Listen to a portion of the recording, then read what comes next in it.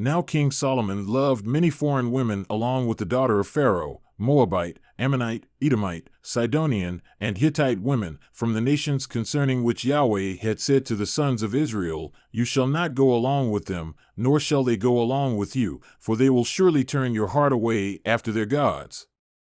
Solomon clung to these in love. And he had 700 wives, princesses, and 300 concubines, and his wives turned his heart away. Now it happened at the time that Solomon was old, his wives turned his heart away after other gods, and his heart was not wholly devoted to Yahweh his God, as the heart of David his father had been. For Solomon went after Ashtoreth the goddess of the Sidonians, and after Milcom the detestable idol of the Ammonites. And Solomon did what was evil in the sight of Yahweh, and did not follow Yahweh fully, as David his father had done. Then Solomon built a high place for Chemosh the detestable idol of Moab, on the mountain which is east of Jerusalem, and for Molech the detestable idol of the sons of Ammon. Thus also he did for all his foreign wives, who burned incense and sacrificed to their gods. Now Yahweh was angry with Solomon because his heart was turned away from Yahweh, the God of Israel, who had appeared to him twice, and had commanded him concerning this thing, that he should not walk after other gods, but he did not keep what Yahweh had commanded. So Yahweh said to Solomon, "Because this has happened with you, you have not kept my covenant and my statutes, which I have commanded you, so I will surely tear the kingdom from you, and will give it to your servant.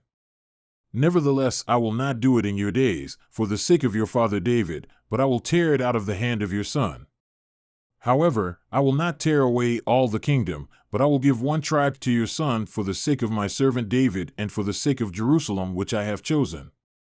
Then Yahweh raised up an adversary to Solomon, Hadad the Edomite. He was of the seed of the king in Edom. Now it happened that when David was in Edom, and Joab the commander of the army had gone up to bury the slain, and had struck down every male in Edom, for Joab and all Israel stayed there 6 months, until he had cut off every male in Edom, that Hadad fled to Egypt, he and certain Edomites of his father's servants with him, while Hadad was a young boy. Then they arose from Midian and came to Paran, and they took men with them from Paran and came to Egypt, to Pharaoh king of Egypt. And he gave him a house and assigned him food and gave him land. And Hadad found great favor in the sight of Pharaoh. So he gave him as a wife the sister of his own wife, the sister of Tapenes the queen. And the sister of Tapenes bore his son Genubath. And Tapenes weaned him in Pharaoh's house, and Genubath was in Pharaoh's house among the sons of Pharaoh. But Hadad heard in Egypt that David slept with his fathers, and that Joab the commander of the army had died. So Hadad said to Pharaoh, "Send me away, that I may go to my own country." Then Pharaoh said to him, "But what have you lacked with me, that behold, you are seeking to go to your own country?" And he answered, "Nothing, nevertheless you must surely let me go." And God raised up another adversary to him, Rezon the son of Eliada, who had fled from his lord Hadadezer king of Zobah. And he gathered men to himself and became commander of a marauding band, after David killed some of them, and they went to Damascus and stayed there, and reigned in Damascus. So he was an adversary to Israel all the days of Solomon, along with the evil that Hadad did, and he abhorred Israel and reigned over Aram. Now Jeroboam the son of Nebat, an Ephraimite of Zerida, Solomon's servant, whose mother's name was Zeruiah, a widow, also raised his hand against the king. Now this was the reason why he raised his hand against the king. Solomon built the Millo, and closed up the breach of the city of his father David. Now the man Jeroboam was a mighty man of valor. And Solomon saw that the young man was industrious, and appointed him over all the load-bearers of the house of Joseph. Now it happened at that time, that Jeroboam went out of Jerusalem, and that the prophet Ahijah the Shilonite found him on the road. Now he had covered himself with a new cloak, and both of them were alone in the field. Then Ahijah took hold of the new cloak which was on him and tore it into 12 pieces. And he said to Jeroboam, "Take for yourself 10 pieces, for thus says Yahweh, the God of Israel, Behold, I will tear the kingdom out of the hand of Solomon and give you 10 tribes, but he will have 1 tribe, for the sake of my servant David and for the sake of Jerusalem, the city which I have chosen from all the tribes of Israel, because they have forsaken me, and have worshipped Ashtoreth the goddess of the Sidonians, Chemosh the god of Moab, and Milcom the god of the sons of Ammon." And they have not walked in my ways to do what is right in my sight, and to keep my statutes and my judgments, as his father David did.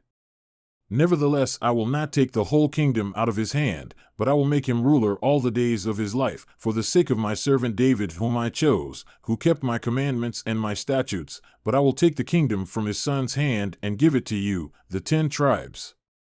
But to his son I will give 1 tribe, that my servant David may have a lamp always before me in Jerusalem, the city where I have chosen for myself to put my name. And I will take you, and you shall reign over whatever your soul desires, and you shall be king over Israel. Then it will be, that if you listen to all that I command you and walk in my ways, and do what is right in my sight to keep my statutes and my commandments, as my servant David did, then I will be with you and build you an enduring house as I built for David, and I will give Israel to you. Thus I will afflict the seed of David for this, but not always. Solomon sought therefore to put Jeroboam to death, but Jeroboam arose and fled to Egypt to Shishak king of Egypt, and he was in Egypt until the death of Solomon. Now the rest of the acts of Solomon and whatever he did, and his wisdom, are they not written in the book of the acts of Solomon? Thus the time that Solomon reigned in Jerusalem over all Israel was 40 years. And Solomon slept with his fathers, and was buried in the city of his father David, and his son Rehoboam became king in his place.